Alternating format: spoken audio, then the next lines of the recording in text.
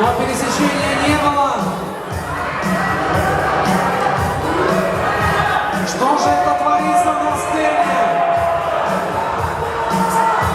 Сегодня мы подведем итоги прошедшего 2024 года. В прошедшем году я работал на многих мероприятиях. Я делал сюжеты и о строгом подъеме на бицепс, и о бодибилдинге, и даже о силовом экстриме.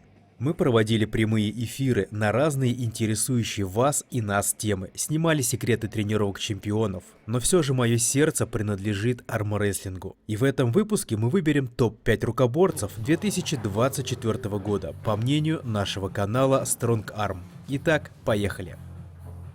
Спонсор выпуска – компания Сила Руков. Компания, которая стояла у истоков производства качественной, удобной и продуманной экипировки для развития силы хвата, силы рук и предплечий. Продукции компании уже давно доверяют именитые спортсмены всех направлений. Огромный опыт производства и инженерной мысли позволил создать и усовершенствовать, сделав свои тренажеры максимально эффективными. У Силаруков огромный ассортимент товара, тренажеры для рук и предплечий, расширители грифа, большой выбор эспандеров и, конечно же, ручки для армрестлинга под любые задачи.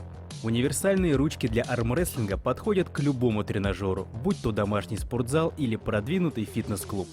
Все ручки имеют металлическую основу и снаружи покрыты высокотехнологичным пластиком, который не ржавеет, не меняет цвет и всегда как новый. В ассортименте имеются ручки с разными насадками, цилиндр, конус, эксцентрик и многими другими. Также есть блоки, приставки к столу и, конечно же, сами столы для армрестлинга. Продукцию компании Силаруков можно заказать на сайте silarukov.rf, есть доставка по России. Также у компании Силаруков есть канал на YouTube, группа ВКонтакте и оффлайн-магазин в Москве. Добро пожаловать! Все ссылки на наших друзей мы оставляем в описании к видео. Пятое место нашего сегодняшнего рейтинга занимает основатель и ведущий канала «Железный рейтинг» Василий Кузнецов. Василий, как мы видим, всерьез решил вернуться в соревновательный армрестлинг. А началось все в 2023 году, когда он одержал 2 уверенные победы над своими молодыми соперниками – Алексеем Шредером и Андреем Качалиным. Василий до этого момента уже давно нигде не выступал, но при этом он не побоялся согласиться сразу на 2 армфайта в одном проекте. Вы скажете, что эти ребята не профессионалы. Да, с этим я спорить не буду. Но на их стороне было преимущество в возрасте и физической силе. А в этом году Василий не побоялся выйти с самим Акимбо. На левой все болит. Здесь болит. Вы на правой боретесь. На правой боремся? Мы же на левой должны были бороться. Ну, правила поменялись 15 минут назад.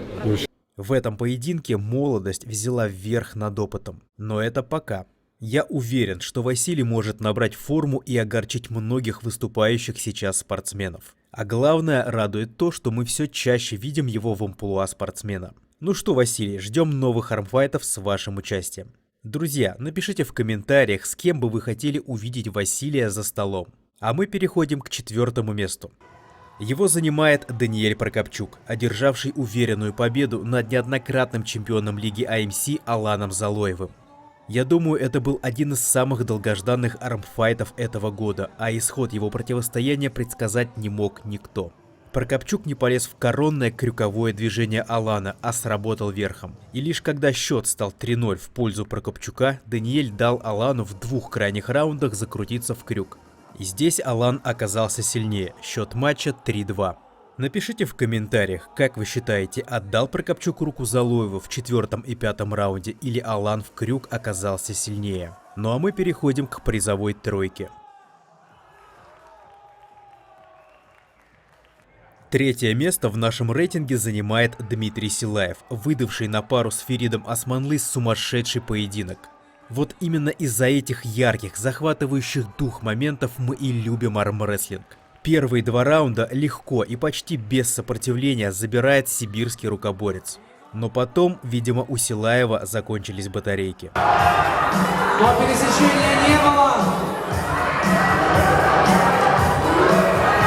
Что же это творится на сцене?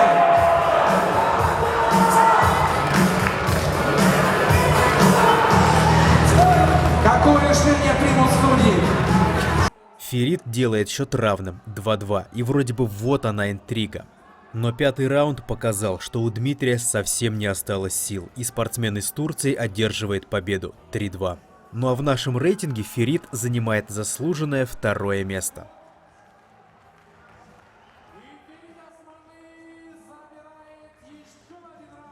А 1-е место нашего рейтинга занимает Виталий Лалитин, который все ближе и ближе подбирается к своему главному поединку с Ливаном Сагинашвили. Недавняя безоговорочная победа его над казахским рукоборцем Георгием Дзирановым показала, что Лалитин уже готов к кармфайту с Ливаном. Если считаете по-другому, напишите в комментариях. Я думаю, в этом году мы точно увидим с вами этот долгожданный поединок. 2025 год обещает нам еще больше крутых турниров и захватывающих противостояний. Ну а пока я, ваш покорный слуга, с супругой собираемся в начале февраля принять участие в наших самых главных соревнованиях – чемпионате России. Для нас это сравнимо с выступлением на AMC или East West, а может даже круче. Поэтому прошу вас всех поддержать нас и помочь выехать на соревнования. Денежные средства можно перечислить по номеру телефона, к которому привязана карта 8 920 177 55 61. И как я не раз говорил, добрые дела всегда возвращаются. Для вас работал чемпион мира по пара-армрестлингу Зинятуллин Руслан. Текст читал Берсеркер 13, Курбанов Эрик. Пишите свое мнение в комментариях, мы все читаем. Ставь лайк, если понравился ролик, и поделись этим видео у себя на страничке в соцсетях. Этим простым действием ты поможешь развитию канала и продвижению данного видео.